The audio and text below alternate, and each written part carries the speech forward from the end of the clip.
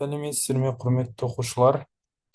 Бұл әдеттегідей видео сабақ. Бүгінгі біздің өтетін тақырыбымыз бұл Қазақстандағы 1920-1930 жылдардағы индустрияландыру болып табылады. Енді индустрияландыруды бастамастан бұрын жалпы кеңес үкіметінің 1920 жылға дейінгі даму жоспарына тоқталайық. Жалпы кеңес үкіметінің 20 ғасырдың басына дейінгі даму жоспары негізінен үш кезеңнен тұрды: индустрияландыру, ұжымдастыру және мәдени революция. Индустрияландыру өнеркәсіп саласы бойынша жүргізілген жаңғыртуларды айтады. Ауыл шаруашылығы бойынша ұжымдастыру дейді, яғни аграрлы сала бойынша. Ал мәдени сала, яғни саясат, сосын адамның қоғамдық өмір мәселелеріне байланысты өзгерістер жасау, яғни оны реформалау, ол мәдени революция деп осылай үшке бөлінеді. Яғни осылай кеңес үкіметі үш бағытта даму жүргізген болатын. Енді бірінші индустрияландыруға келейік. Өткен ұбт-да ең көп сұралатын тақырыптардың бірі осы индустрияландыру.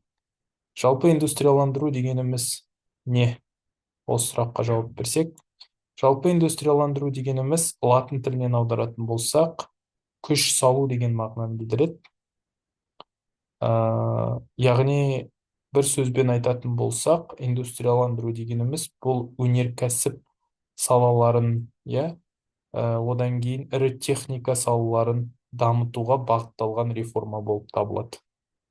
Яғни индустрияландыру реформасына сәйкес КСРО барлық күшті, барлық ресурсты зауыт, фабрика тұрғызуға, соны дамытуға салды. Соны біз индустрияландыру деп айтамыз. Яғни индустрия деген латын тілінен аударғанда өнеркәсіп және күш салу деген мағынаны білдіреді. Енді индустрияландыру бізде қашан басталды? Индустрияландыру бізде басталды 1925 жылдың 18 және 31 желтоқсанында.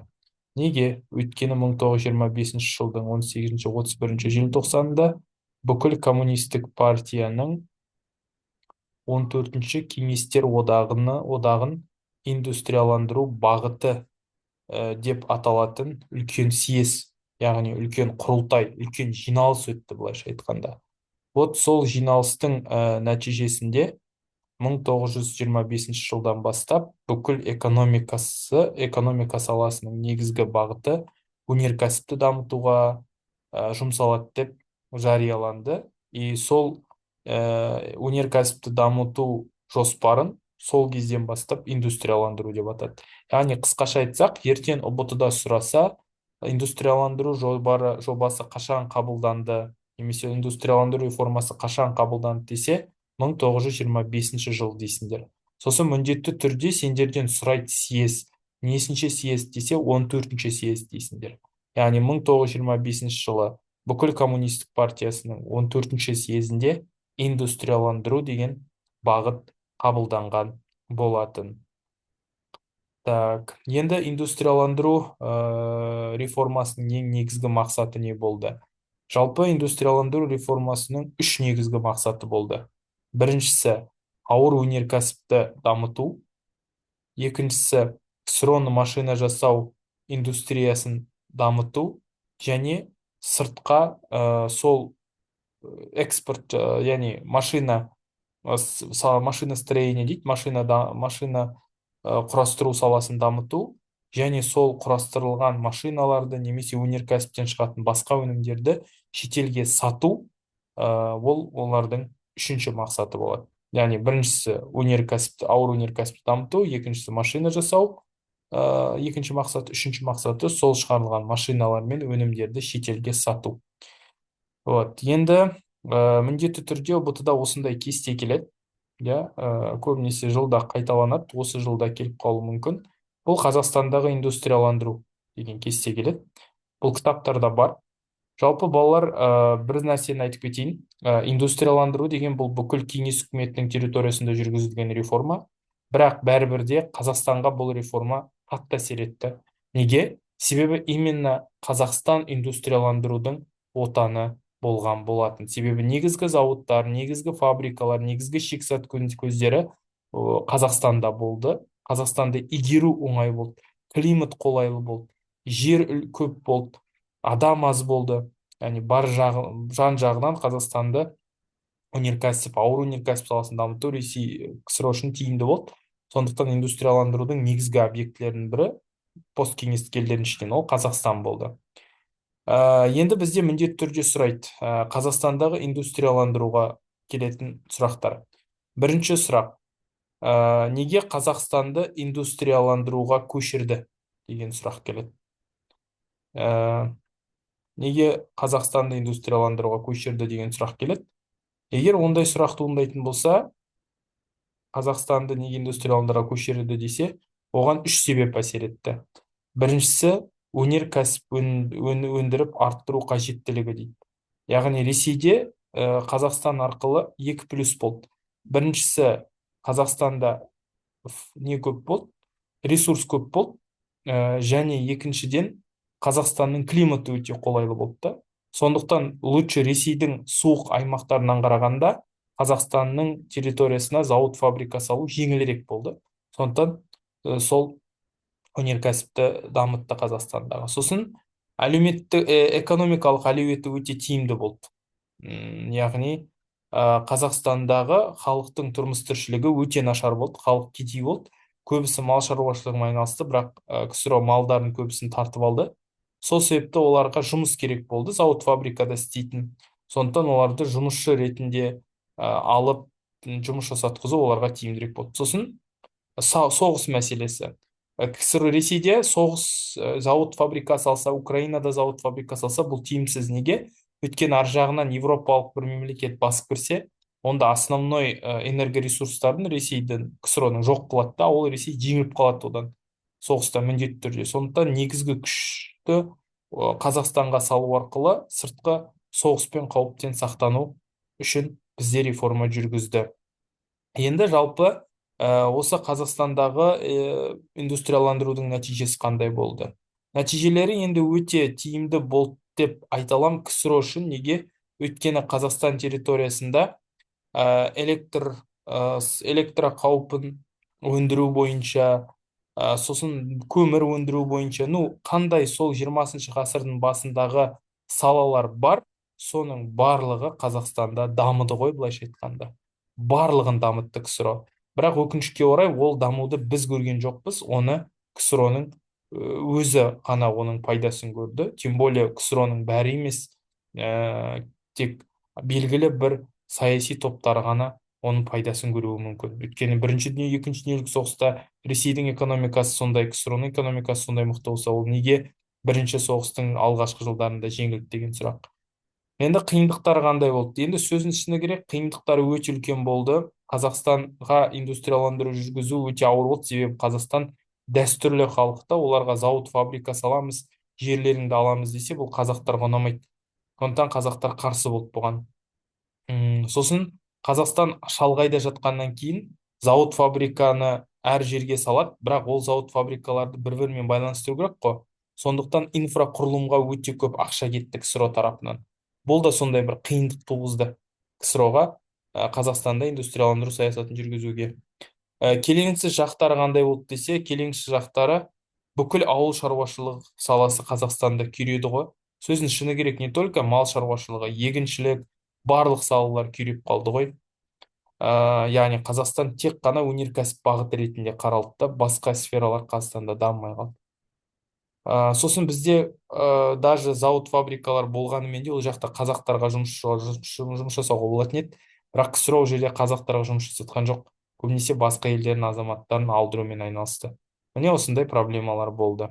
Енді Қазақстандағы индустрияландырудың жүргізілуі. Жалпы Қазақстандағы индустрияландырудың жүргізілуі деген кезде біздің есімізге ең бірінші келетін тұлғалардың бірі бұл Филипп Исаевич Голощекин.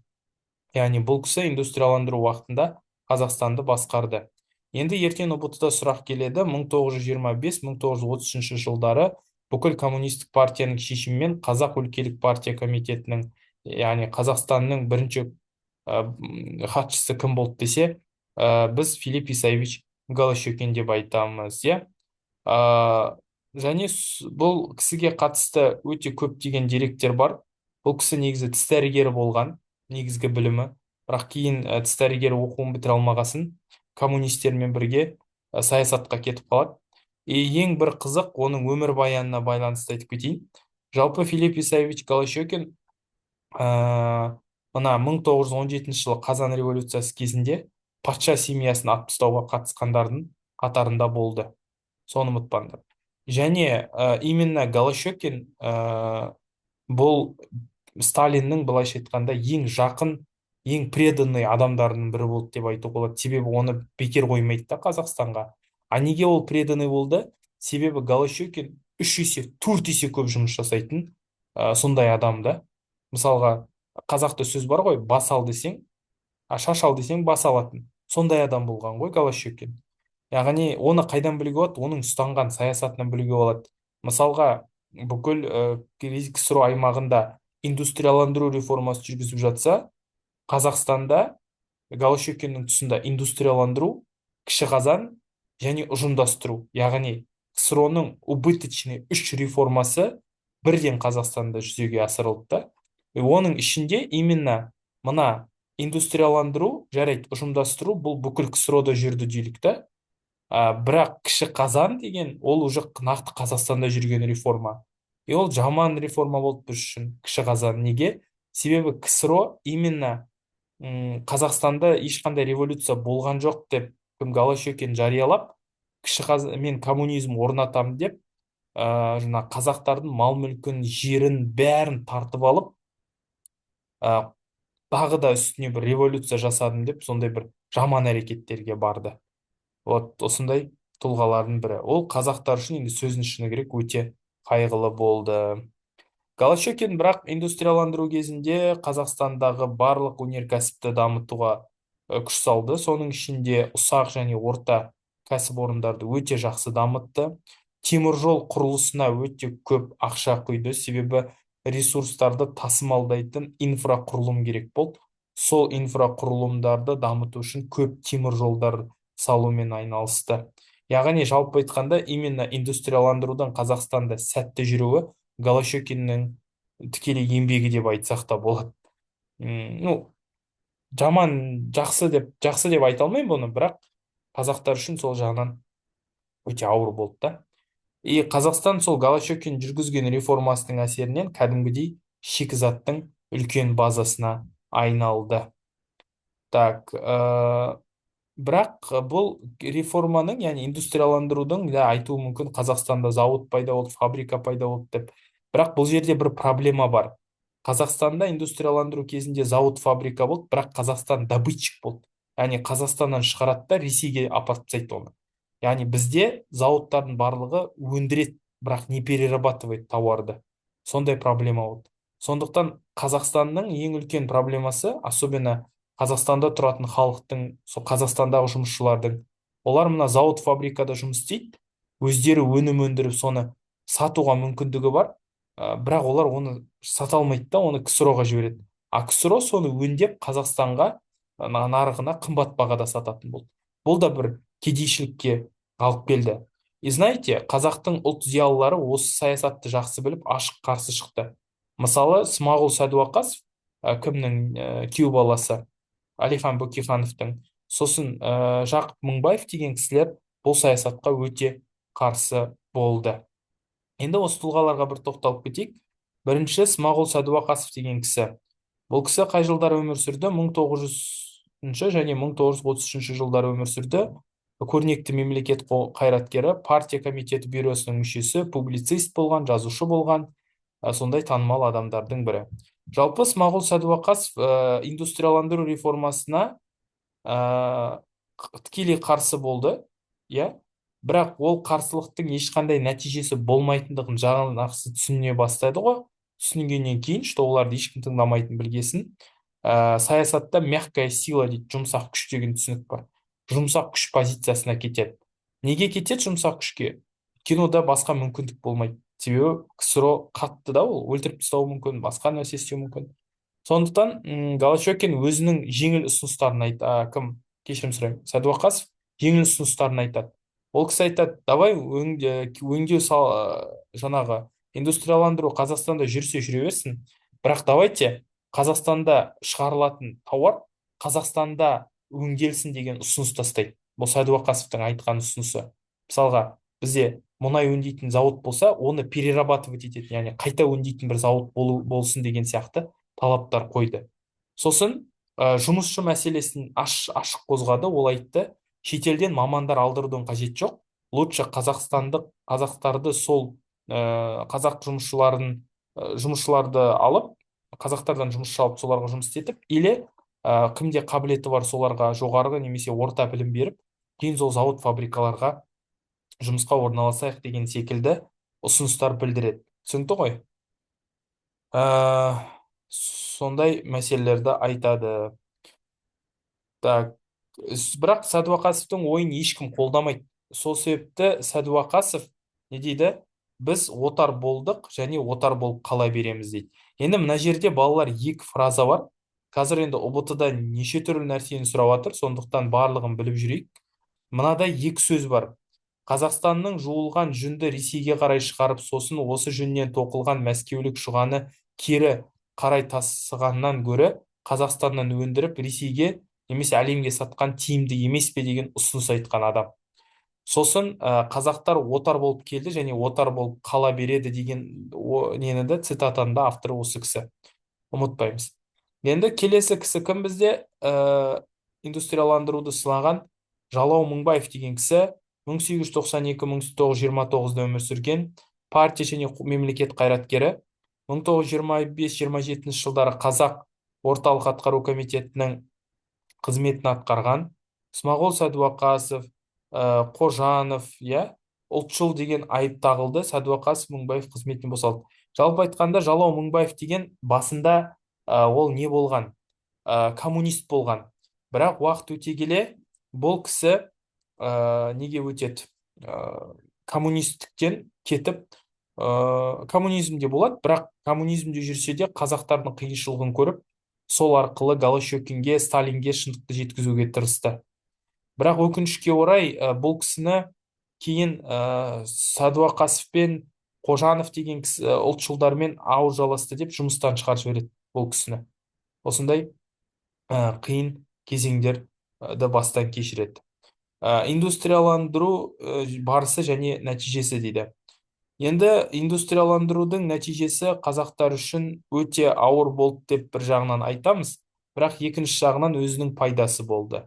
Мысалы, мына Қазақстанда геологиялық барлау жұмыстары именно индустрияландырудың кезінде өте көп жүргізілді. Бұл жерде енді Қаныш Имантайұлы Сәтпаевтың рөлін айтпау мүмкін емес. Себебі именно Қаныш Сәтпаев 1920, 1930, 1940 жылдардағы Қазақстандағы өнеркәсіп саласының дамуына тікелей атсалысқан кісілердің бірі.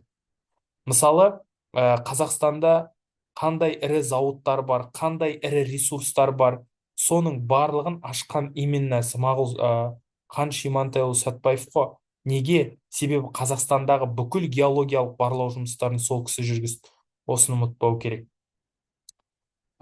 Именно КСРО Қазақстанда жүргізілген геологиялық барлаудың арқасында Қазақстан жаңағы тек шикізат көзі ретінде емес, ал кәдімгі ғылыми институттар салып жұмыс жасайтын үлкен мемлекет екендігіне жаңа коммунистердің көзін жеткізеді Қаныш Сәтпаев.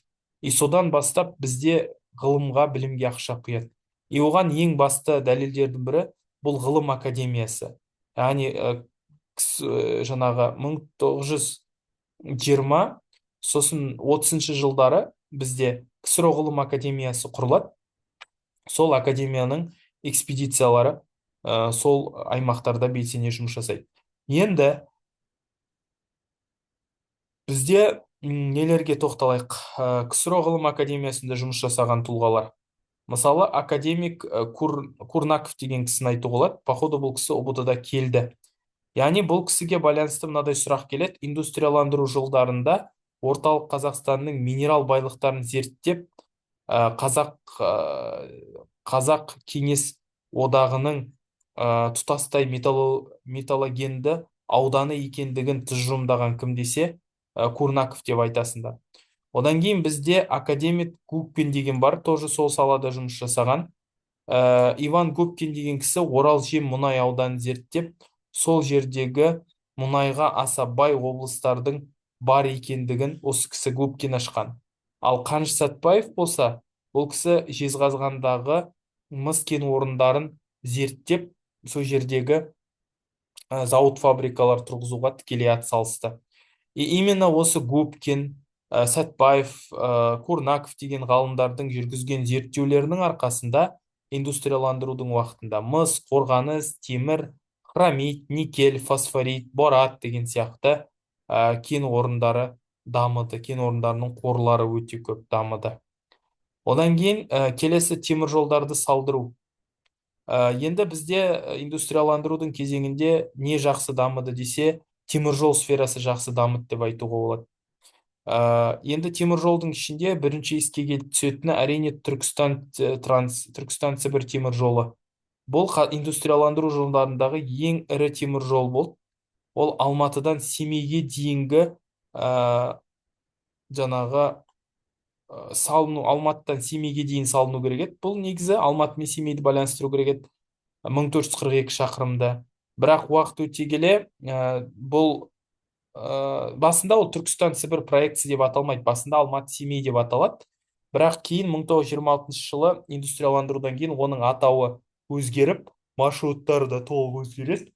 Яғни Алматыдан Семейге емес, Түркістаннан Сібірге дейін баратын үлкен теміржол салыну туралы бұйрық келеді.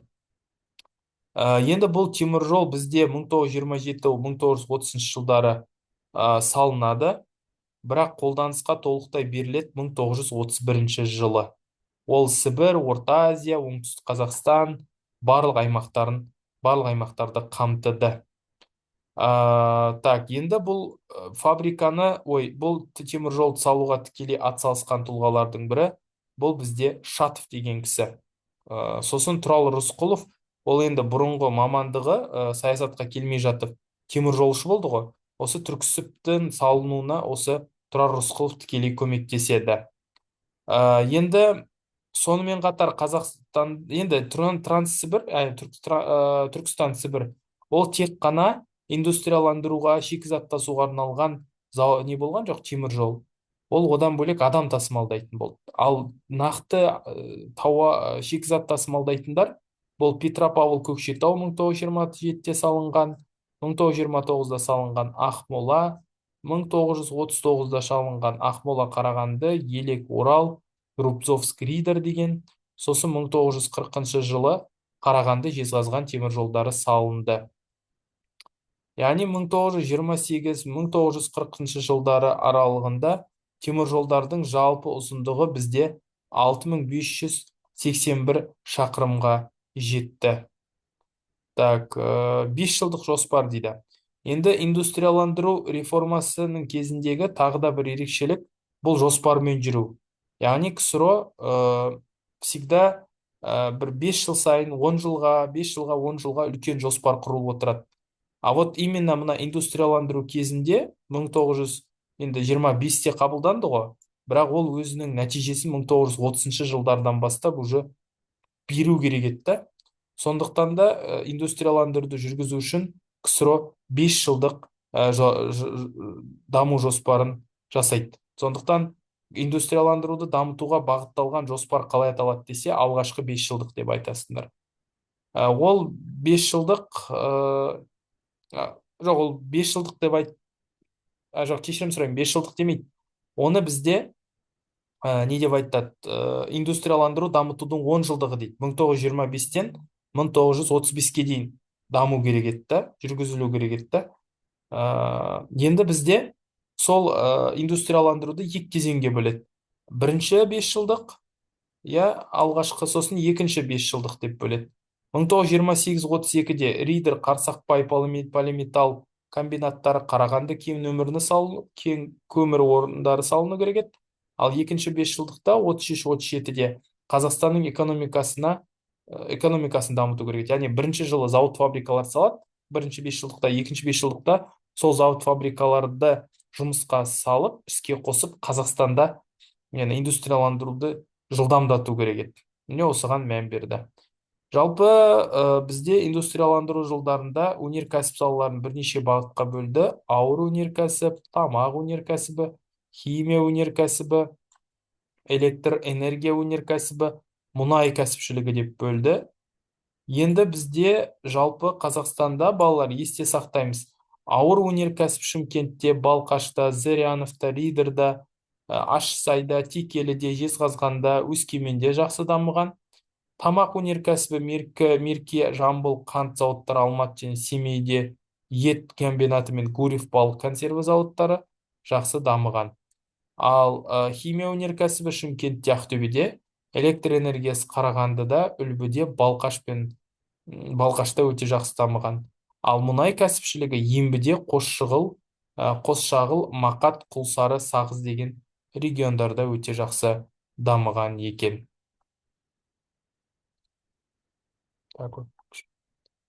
Так, енді бізде балалар жұмысшы табының қалыптасуы дейді. Именно индустрияландырудың кезеңінде балалар Қазақстанда қалыптасқан тап десе жұмысшы табы дейсіңдер. Негізі индустрияландыруға дейін Қазақстанда жұмысшы табы болған жоқ. Ал біз осы уақытқа дейін айтып жатқан жұмысшылар, олар жұмысшылар емес, жатақтар.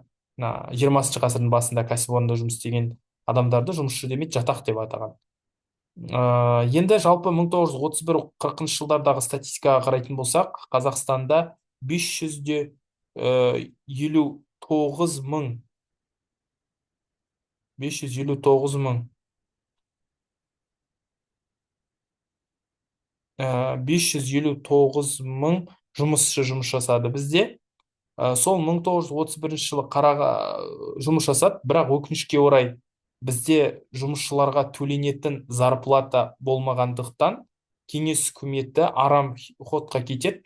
Кімге ақша төлей алмайды, сол ақша төлей алмағандықтан көп жерлерге концлагерлер салады да, сол жаққа адамдарды түрмеге жауып, сол концлагердегі адамдарды тегін жұмысқа салады. Жалпы 1931 жылғы мына Карлактағы концлагерде 70 мыңнан адам жер аударылып, сол жақта жұмыс істелді. Және сонымен қатар бізде айттық қой, екі категорияға бөлді деп. Тегін жұмыс істейтін ұлтшыл ел сатқындары болды, концлагерде жұмыс жасаған. Олар ең ауыр ақша төленбейтін сасық жұмыстарды жасады. А вот Ресейден келген жұмысшылар, немесе Қазақстанда более-менее авторитеті бар шыққандар, олар жұмысшы табына кіріп, кәдімгі зарплата алып жұмыс жасады көбісі. Бірақ өкінішке орай, ол жерде төленетін зарплата да өте аз болды. Аз болды. Сол себепті мына Қазақстанда индустрияландыруда төленетін ақша аз болғаннан кейін кейбір жұмысшылар алаңға көтеріліске шықты. Мысалға, Стахановшыларды айтуға болады да. Алексей Стаханов деген кісі бұл кәдімгі жұмыс жасап, кәдімгі бір зауыттан өнім өндіруден рекорд қойған зауыт басшысы десек те болады. Сол кісінің айналасындағы адамдар, соның жақтастары 1935 жылы кәдімгі үлкен митинг жасайды. Техниканы арттыру бойынша талап қояды, жалақы мәселесіне байланысты талап қояды. Яғни ең бірінші индустрияландыруда мемлекеттің саясатын сынаған осы Страхановшылар қозғалысы болатын. Сол Страхановшылар қозғалысының қатарында Түсіп Күзебаев деген кісі жұмыс жасады. 1932 жылы бұл кісі бірінші 5 жылдықтың екпіндісінің құрметті азаматы деген атағын алып, 1935 жылы 4 күндік норманы орындап, яғни 4 күнде жасалатын жұмысты 1 күнде жасап, ең үздік жұмысшы деген атақ алды. Және сонымен қатар бізде индустрияландырудың кезінде индустрияландырумен қатар ұжымдастыру деген саясат жүрді ғой. Яғни ұжымдастыру деген ауылдағы адамдардың жерін, малын тартып алып, оны мемлекетке өткізу. Вот ұжымдастыру мен индустрияландыру қатар жүргендіктен көптеген адамдар, ауылда тұрып жатқан адамдар, малы бар адамдар жұмыссыз қалды да, яғни табыссыз қалды, малдарын мемлекет тартып алды, сондықтан олар қалаға барып жұмыс жасай бастады. И вот 1920-1930 жылдары бізде үлкен урбанизация болды. Яғни ауыл тұрғындарының көп бөлігі қалаға көшті. Сондықтан ертең ұбт-да сұрақ келеді, қала халқының өсуі қалай аталады десе, урбанизация деп атайсыздар. Урбанизацияға ұшыраған аудандар Қарағанды, Ридер, Балқаш деп айтуға болады. Жалпы 1939 жылғы статистикаға сүйенсек, Қазақстанда 50 мыңнан астам адам осы урбанизациямен айналысқан болатын.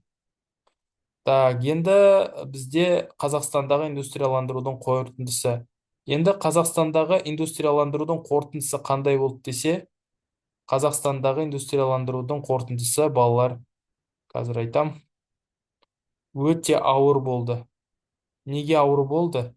Себебі, бірінші давай тиімді жақтарын айтайық. Тиімді жақтары, енді Қазақстан аграрлы индустрияландырылған елге айналды, оны мойындау керек. Именно индустрияландырудың кезінде көптеген зауыт фабрикалар тұрғызып, олар кейінгі мына 1990 жылда Қазақстанға үлкен пайда алып келген салалар болатын. Одан бөлек бізде тиімсіз, сол жағынан тиімді болды. Көптеген инженер техниктер білім алды. Электр қуатын шығаратын, мұнай өндіретін арнайы зауыттар пайда болды Қазақстанда. Яғни айтқанда, Қазақстанда зауыт, фабрика көп болды, жұмысшыларды оқытатын оқу орындары өте көп болды, инженер мамандар өте көп болды. Көп келді, точнее, Қазақстаннан да оқып шыққандар болды. Но бұл да бір үлкен пайда десек те болады. Енді бізде тиімсіз жақтарына тоқталатын болсақ, енді тиімсіз жақтары оның өте көп, балалар. Ең бірінші тиімсіз жағы 1925-40 жылдар аралығында, қайғылы белестердің бастап өткерді дейді. Яғни тиімсіз жақтары не болды десе, өкінішке орай, индустрияландырудың дамуы кесірінен ауыл шаруашылығында мал өңдеу, жер өңдеу деген сияқты салалар тоқтап қалды. Яғни ауылда жұмыс істейтін, ауылды дамытатын топтар өте аз болып қалды. Адамдар көбісі қалаға кетті. Сосын зарплата төленбей карточкалық жүйе енгізіп, 1929 жылы адамдарға ақшаны карточкамен беретін шығарды мемлекет. Яғни тамақ береді, тамаққа жұмыс істейсің да, ал негізі ненормально, олай болмайды тамаққа жұмыс істеу. Міне осындай болды. Сосын шикізат базасына айналды. Қазақстан сөз үшін керек, станок, комбинат басқа республикаларда болды. Зауыттарды өндіретін тауарлар басқа республика болды. Қазақстанда ешқандай нәрсе болған жоқ. И бұл да киімсіз жағы деп айтуға болады. Енді қысқаша айтқанда, балалар, осы индустрияландыру кезеңін осымен аяқтадық. Енді алдағы тақырыптарды да бұйырса демалыстарда сіздерге міндетті түрде жүктеп салып жіберетін боламын. Сондықтан оқыңыздар, дайындалыңыздар, тек қана алға. Сау, саламатта болайық, балалар.